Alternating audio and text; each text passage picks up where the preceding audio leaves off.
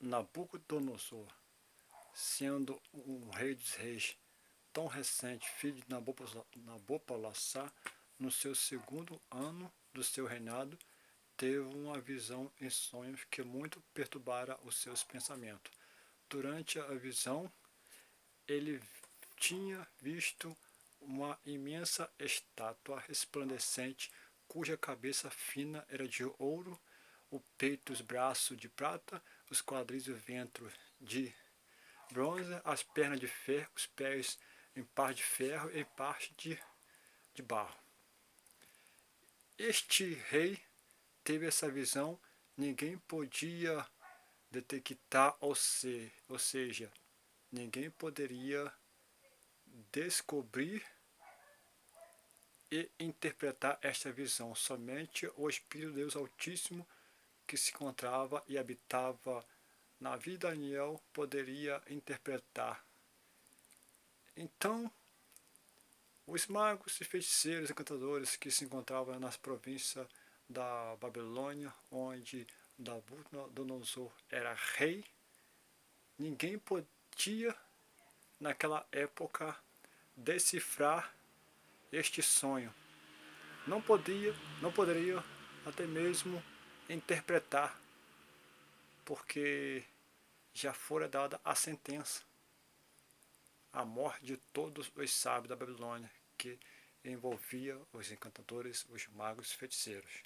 No entanto, existia um por nome Daniel, da árvore genealógica dos príncipes. Ele tinha muita sabedoria. Ele era extremamente sábio na presença do Senhor, que tinha o Espírito excelentíssimo de interpretação, que conhece os mistérios ocultos, cuja luz habitava em seu coração. Este foi apresentado diante de Nabucodonosor a fim de detectar, decifrar e interpretar esta visão. Ele tanto descreveu como interpretou. Ele descreveu a cabeça imensa dessa estátua resplandecente, era tão somente mesmo Nabucodonosor, o primeiro império babilônico que governava o mundo da época. A segunda parte, que compreendia o peito e os braços, era o segundo reino respectivo posterior a este reino, que simbolizava o Império Medo-Pérsia. A outra parte dessa estátua compreendia os quadris e ventres, que eram posteriormente o reino da Grécia. Este reino, na sua respectiva época, compreendia este outro reino que reinava sobre as nações. Por último, as pernas de ferro compreendia a parte de baixo, logo o quarto reino, que era forte e devorava muitos. Este reino, essa perna de ferro, simbolizava o Império Romano, que assolava nações, destruía pessoas. Quando Daniel teve uma visão no período do reinado de Belsazar, filho de Nabonido, ou então mesmo filho de Nabucodonosor, por consideração, até então sendo neto, teve uma visão durante a noite. Ele tinha visto coisas inefáveis diante dos seus olhos. Ele viu um vento que agitava o mar grande, onde se levantara um leão. Esse leão fazia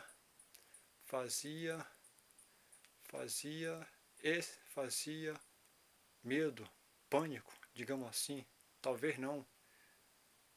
Ele era o mesmo primeiro império que se levantara na época, o Império Babilônico, que coincidia, que entrava de encaixe com aquela visão. O outro animal que se levantara do mar agitado pelo vento era o urso, cujo símbolo fazia referência ao respectivo Império Medo-Pérsia, que era a mesma visão que Nabucodonosor teve.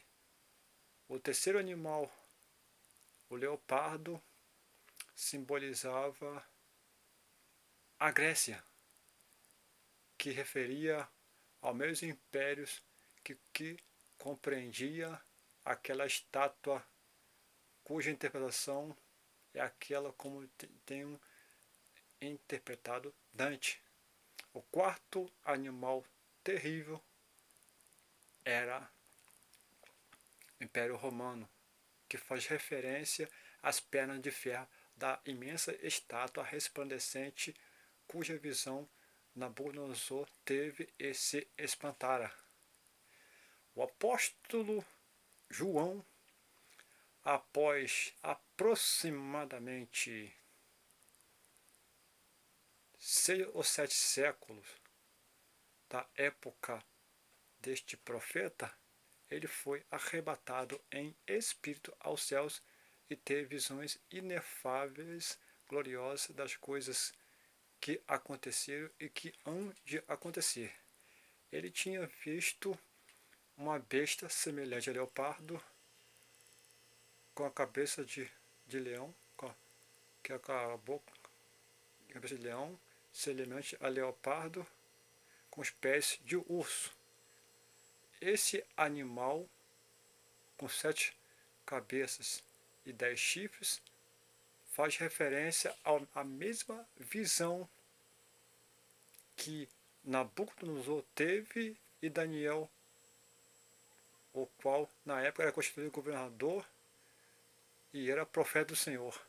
Ele já foi governador e constituído por Dário, o outro rei que surgiu após Nabucodonosor, uma autoridade na época, não lembro como chamar.